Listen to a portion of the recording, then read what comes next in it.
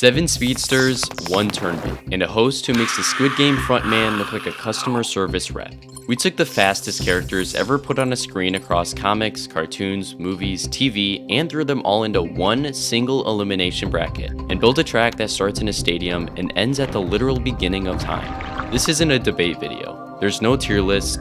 This is a full tournament with real rules, real eliminations, and one winner who earns it in a way that should end the conversation for good. If you think you already know who wins, then stay till the end, because the last thing standing at the finish line isn't who most people expect. Round 1, the 10,000 meter sprint. The card goes up. The screen behind the black flash reads, "Top 6 shall advance. 7th place gets eliminated." 10,000 meters, a standard ultra-distance track race. Nothing cosmic, nothing supernatural, at least not yet. All they need to do is just run and not finish last. On paper, this should be the round where everyone looks competitive. The gun fires, and for about 4 seconds it actually is competitive. Dash Par launches off the blocks like he's been fired from a cannon, and the stadium loses its mind watching a 10-year-old in a backpack immediately gap grown adults. A-Train is right there with him, in full Mach 3 with his compression gear and his PR manager already standing in the stands ready to film the highlights reel.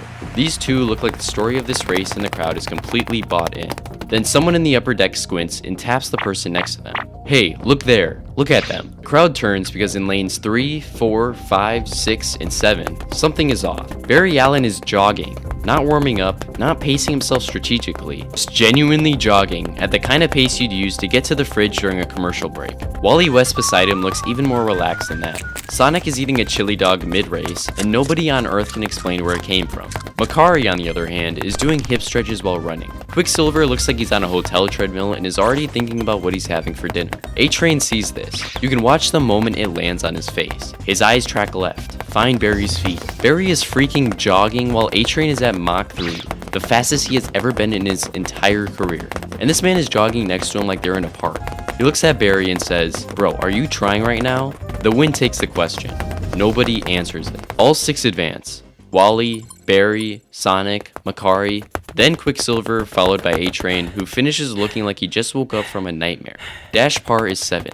He gives absolutely everything he has in him, his legs moving faster than any child's legs have ever moved in history. But 10,000 meters outlasts him. The distance is just too long to hold a full super sprint at that age, against 6 adults who haven't even started trying yet. The gap at the line is small enough to hurt. The whole stadium stands up for him before the result even posts. He walks to the front row, crosses his arms, and watches the rest of the tournament like someone who is mentally already training for the rematch.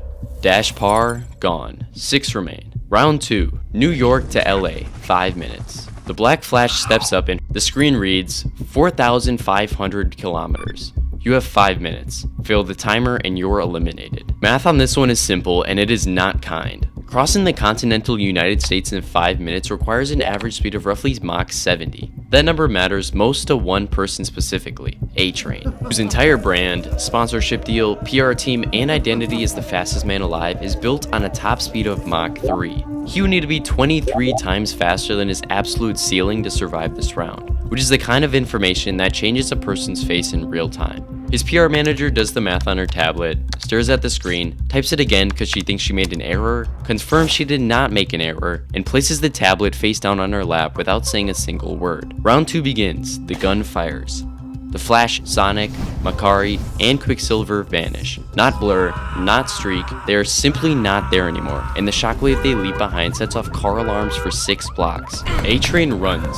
He really runs, gives everything he has poured into his legs, burning across the country, and it would genuinely be impressive if there was anyone around to watch it, but the others are already in California. He makes it to the Arizona desert before his legs tell him the truth. He stops, alone with the dust everywhere. Heat pressing down from every direction, and then a golden streak passes him so fast the shockwave lifts him clean off the ground, and his branded, sponsored, custom logo sunglasses fly off his face and land 20 meters behind him in the sand. It's Makari. She's already finished and just coming back to see what happened to the stragglers. A-Train looks at his sunglasses in the dirt for a long moment, but doesn't pick them up, then pulls out his phone and says, "I need a car." The 5-minute timer expires. His tracker shows him stationary somewhere outside of Flagstaff. The judges don't deliberate. A-Train, gone. 5 remain. Round 3, 1 billion kilometers. Maintain light speed. The Black Flash holds up the card and the screen shows a cosmic loop. Earth's orbit out past the moon, curving around Saturn's rings and back. 1 billion kilometers. The rule printed beneath it is 4 words. Maintain light speed, no exceptions.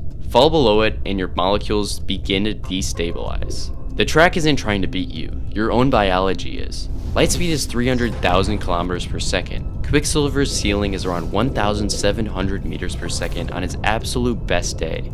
Those two numbers don't belong in the same sentence, and everyone in this competition knows it. He suits up anyway because he doesn't know how to not try. He gets out past the atmosphere into actual open space, pushes to the very peak of what his body has ever done, and it still isn't close. He taps out somewhere in low orbit, floating above the curve of the Earth in total silence, and takes it better than A-Train did. Makari, however, lasts significantly longer. She gets deep in the gap between worlds, further than anyone expected, pushing harder than she has in centuries of existing, and nearly makes it. She gets within a fraction of light speed, which almost nobody in this field could match. But a fraction is still a fraction, and at 1 billion kilometers, fractions compound into a gap her biology can't close. He feels it before the device can confirm it. Pulls out clean, watches the final 3 as distant streaks of light somewhere near Saturn's rings, and doesn't say a word about it. Quicksilver, gone. Makari, gone. Only 3 remain, Barry Allen, Wally West, and Sonic the Hedgehog. Round 4, race to the beginning of time. The Black Flash flips the final card to them. There's no stadium for this one, no crowd, no timer, no scoreboard anymore. Just a tunnel, or the closest thing language can describe as a tunnel, built out of collapsing light and fractured history. You look into it and you see everything at once. Dinosaurs, pyramids, battlefields, cities that haven't even been built yet, stars being born, stars dying, and then the long dark silence that comes after all of it. The entire story of existence folded into a single corridor. The rule from the Black Flash is 5 words. First one to the start wins. Sonic moves through history the way he moves through everything. Like chaos is just another course he's memorized. He hits the Ice Age in full stride, cuts through extinctions and empires and burning centuries without missing a beat, reading the tunnel the way a veteran reads a track. He's extraordinary in here, faster than anything born on a physical planet, genuinely having the time of his life in a corridor made of all of time. When he finishes second, he comes out shaking his head with a grin on his face, which tells you everything about who Sonic is as a person. But what about Barry Allen? Barry moves at a speed that makes Sonic look slow, and still loses for the most ridiculous reason imaginable. Every few 100 million years, he sees a moment in the fabric of time that looks fragile, and goes around it instead of through it. A butterfly he doesn't want to disturb, a timeline he doesn't want to crack. He's protecting the structural integrity of all of history while trying to win a race through it, and he can't make himself stop doing it even when the trophy is right there. Barry, coming out third, immediately scanning the surroundings, and asks, "Is the Cretaceous period still intact? Did anyone check the Cretaceous period?" Sonic, catching his breath, "Barry, you just lost a race to the beginning of time." Barry, "I know, but the timeline is clean." Wally West, however, does not race through the tunnel. He doesn't run to the beginning of time. Instead, he closes his eyes, finds his connection to the Speed Force, which isn't something he uses, but something he is and chooses to be there. The Speed Force doesn't carry him across the distance. It agrees with him that the distance doesn't exist. Wally isn't faster than the universe. He's the thing the universe made speed out of, and that thing doesn't travel anywhere because it's already everywhere it needs to be. He was at the beginning of time before the others cleared the first era, standing in the silence before the first atom, before anything had a name or a reason to exist. No fanfare, no celebration, just Wally West, alone at the edge of everything, exactly where he belongs. Your winner, Wally West. So many speedsters walked into this tournament, but none of them went undefeated today, except for one competitor that ran every round, kept pace with everyone, got every single shot, never slowed down, never got eliminated, and walked off set without breaking so much as a sweat. And no, it isn't Wally West if that's what you're thinking. It's the cameraman. We don't talk about the guy, we really don't. If you enjoyed this, drop a like, comment who you thought would win before the race started, and subscribe for more tournaments like this. I'll see you in the next one.